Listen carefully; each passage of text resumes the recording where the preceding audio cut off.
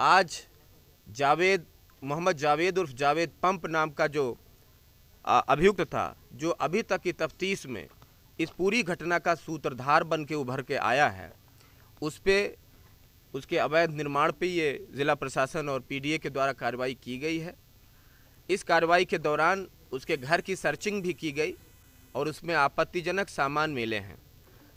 Total जो आपत्तिजनक सामान मिले हैं, जिसमें अवैध असलहे और आपत्तिजनक पोस्टर वगैरह हैं, उसको कब्जे में ले लिया गया है। उसकी सूची बन रही है और उसको संगम नगरी प्रयागराज में जुमे की नमाज के रोज जो पत्थरबाज थे, पत्थरबाजी कर रहे थे और उस दिन वो लोग दहाड़ रहे थे, तो आज सीएम योगी का बुलडोजर, वो जो पत्थरबाज थे, आज उनके घरों पर सीएम योगी का बुलडोजर गरजा है। और आज 2 मंजिला मकान था जावेद पंप का, इसे जो पीडीए की जो टीम थी उसने धराशाही कर दिया है। तो ऐसे में ये साफ संदेश है बुलडोजर के माध्यम से कि अगर आप क्षेत्र में अशांति फैलाएंगे तो आपके खिलाफ बुलडोजर गरजेगा।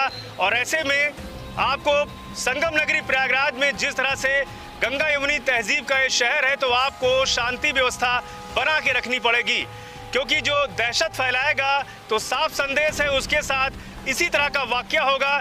जो पत्थरबाजी के मामले में जावेद पंप को गिरफ्तार किया गया है, तो ऐसे में साफ संदेश देने का काम योगी सरकार कर रही है कि अगर आप अशांति फैलाएंगे तो इसी तरह का जो हाल आज हुआ है, ये हाल उन अराजक तत्वों के साथ होगा जो शहर को इस तरह की अशांति के घेरे में ले जाने का काम करेंगे।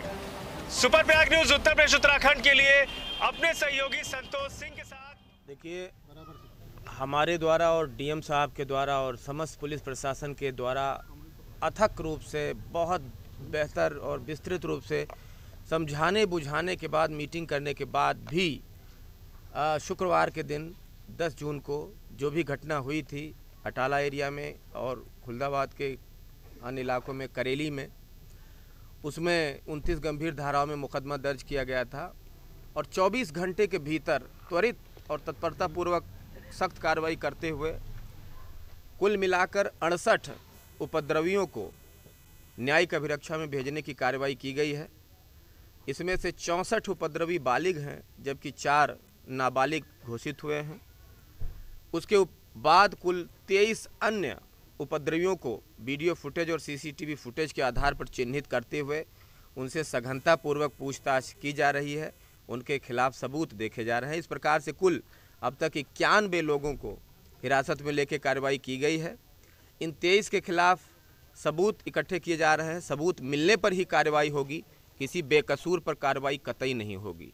और उसी सिलसिले में आज मोहम्मद जावेद उर्फ जावेद पंप नाम का जो अभियुक्त था, जो अभी तक की तफ्तीश में इस पूरी घटना का सूत्रधार बन के उभर के आया है, उस पे उसके अवैध निर्माण पे ये ज़िला प्रशासन और पीडीए के द्वारा कार्रवाई की गई है। इस कार्रवाई के दौरान उसके घर की सर्चिंग भी की गई और उसमें आपत्तिजनक सामान मिले हैं। टोटल जो आपत्तिजनक सामान मिले हैं, जिसमें अवैध असलहे और आपत्तिजनक पोस्टर वगैरह हैं, उसको कब्जे में ले लिया गया है। उसकी सूची बन रही है और उसको तफ्तीश में शामिल किया जाएगा। अगर आप डिटेल में बात करना चाहें तो जो भी असलहे मिले हैं उसमें एक 12 बोर का अवैध तमंचा है।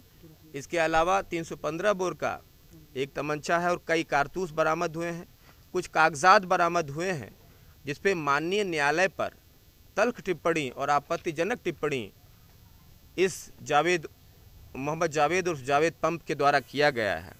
इन सभी चीज़ों को ऑन रिकॉर्ड लिया जाएगा और इनको सबूतों में शामिल किया जाएगा, ताकि सबूतों के साथ अच्छी लिखा पढ़ी करते हुए माननीय न्यायालय के समक्ष इन सभी चीज़ों को पेश किया जा सके। नेशनल कुछ लिटरेचर मिला है, कुछ एंटी नेशनल स्टेट के अगेंस्ट कुछ ऐसा कुछ मिला है? लिटरेचर मिले हैं, कई किताबें मिली हैं, उसका एक एक पन्ना भी पड़ताल किया जाएगा। क्योंकि आप देख रहे हैं पूरी टीम भावना से, पुलिस और प्रशासन के सैकड़ों जवानों ने इसमें मेहनत किया है और बहुत देर तक ये पूरी धूप में, चिलचिलाती धूप में कार्रवाई हुई है। बड़ी कार्रवाई है ये।